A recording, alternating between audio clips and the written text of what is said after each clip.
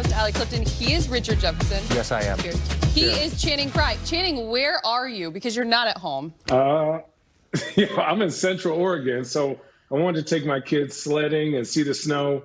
So I'm in a rental house on a river behind me. So we've been here a week. It's been nice. The pandemic is tough. When you have a home in Portland, then you have your vacation home in Portland, and then you go and take another trip and rent a home in Portland. Are you gonna be all right, man? Well, it's technically not Portland. It's like Bend, so it's about 4 hours away. But there's no snow in Portland, so out here it's been sunny every day. We took them to go sledding. They've been making snowman, so it's nice, man. You gotta mix it up a little bit, dog. Channing's he's just really trying to emphasize why they call it God's country. But I think with that said, we got a special guest. He's a man that needs no introduction. And he wanted to join us. Yes, he does. Cheers. Finally, LeBron James. Cheers. Welcome back to Road Trippin'. Yes. LeBron Alfred James. You called him what? That's his middle name, Alfred. Oh, here you go. Oh, here we go Alfred. with that. Well, it's good to see you. It's good to be seen. I mean, I haven't seen you like in the flesh since March. Yeah, it's been a while. It's been a while. What's been going on in your world? Anything happen? No, it's been pretty quiet in my world, to be honest. It's been pretty quiet. It's been a quiet few weeks, man. So I saw your ugly face in the bubble. Unfortunately, I saw you. Yeah. Unfortunately, you saw that. You were riding your bike around the square footage that we had. It was tough for me because I was only there for 40 days. How long were you guys there? 96 days, 95 nights. I would never forget it. Oh, he's got it down. Do you have it down to the hours and minutes? 96 days, 95 nights. I would never forget it, man. What was the experience? Okay, so now you guys had the best experience because you left with a championship. But what, like, overall, like, to see it pulled off, to see all the things that went on to get it done, and then to see some of the positive change and the positive messages that were going on in the bubble. How was the entire experience? So what side you want first? We got hours. Okay, so we go with the good first. Let's go with the good. Okay, so Adam Silver in the NBA, Michelle Roberts and that crew, they did a hell of a job of putting that thing together. And I mean, obviously we saw what was going on early on with baseball. We see now what's going on with football, no matter the pros or college, with with COVID and the pandemic. So for them to put that together and for it to be able to last the way it lasts, kudos to both sides.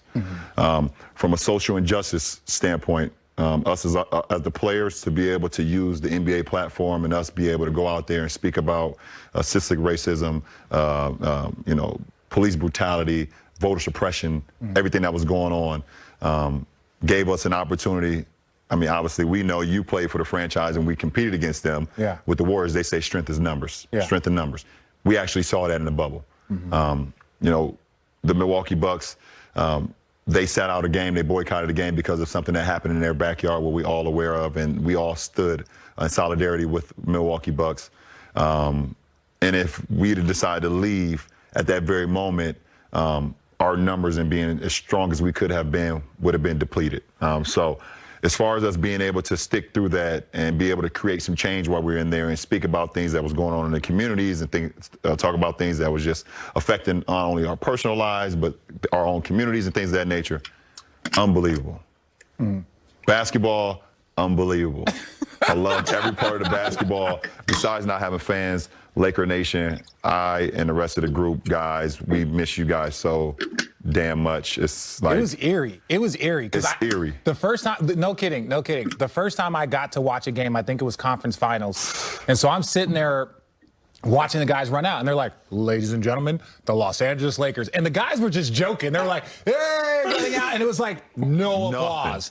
Like, nothing. None. But you would never guess if you were watching it from home. You would never And that's guess. what my mom and my wife was saying the whole time. She was like, for us, at home, it was a great experience. Yeah. And that's another kudos to the league. They did an unbelievable job of being able to showcase it to their fans. Yeah. But for the players, when you ran out there, nothing. And all you heard was sneakers and basketball, it was like the first AAU tournament you ever played growing up. But even then, the AAU tournaments were at least like, your mom and them was there. Yeah, Yeah, exactly. Yeah. At least you got that. It was literally nothing. Yeah. It was straight dead silence.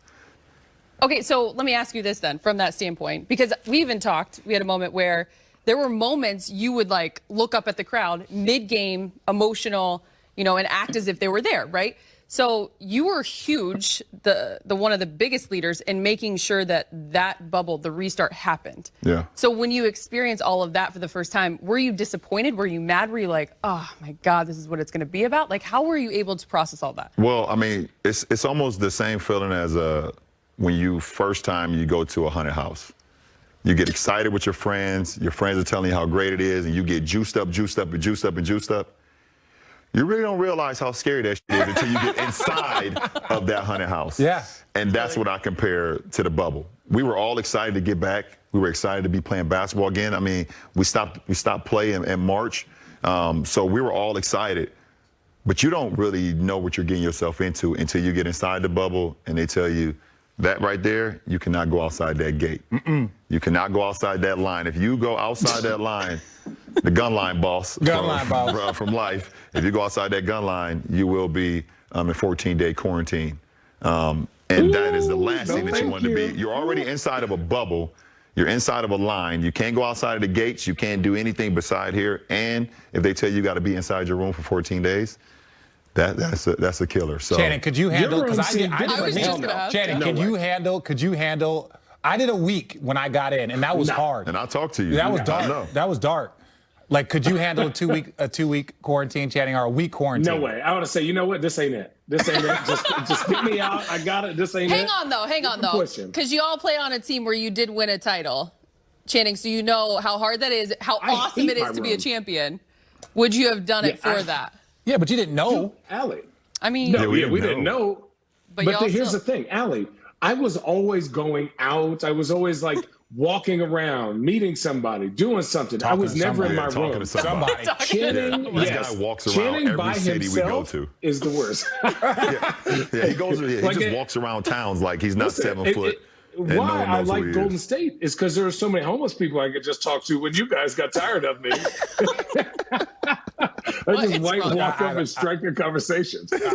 Channing would have fished. But real quick, I want one thing, because when I got there, again, it was so weird getting there towards the latter phase. And so, like, you're talking to, I was just with the crew, ESPN staff, TNT staff, and it was weird because we normally don't get to hang out. Like Allie LaForce, I met her, and Rebecca Harlow. These are people we're never at the same arena at the same time, because they're normally TNT, we're ESPN. So you get a chance to like talk to different people and have conversations with them. But they said like that 48 hours when the Milwaukee Bucks decided to walk off, no one knew if there was ever going to be games like for the rest of this bubble, if it was going to be canceled. They said that the whole, pun intended, that the whole bubble deflated. There were people walking around like, yo, we've been spending, months here prepping for this, and all of a sudden this thing might be completely over. What was that 48 hours like for when you found out them, then as a leader, what the Lakers were going to do? Just take us through that 48 hours. I'll give you the whole story and just break it up a little bit. Up next on Road Trippin'. I was ready to walk away. I had called my wife and called my mom and told them that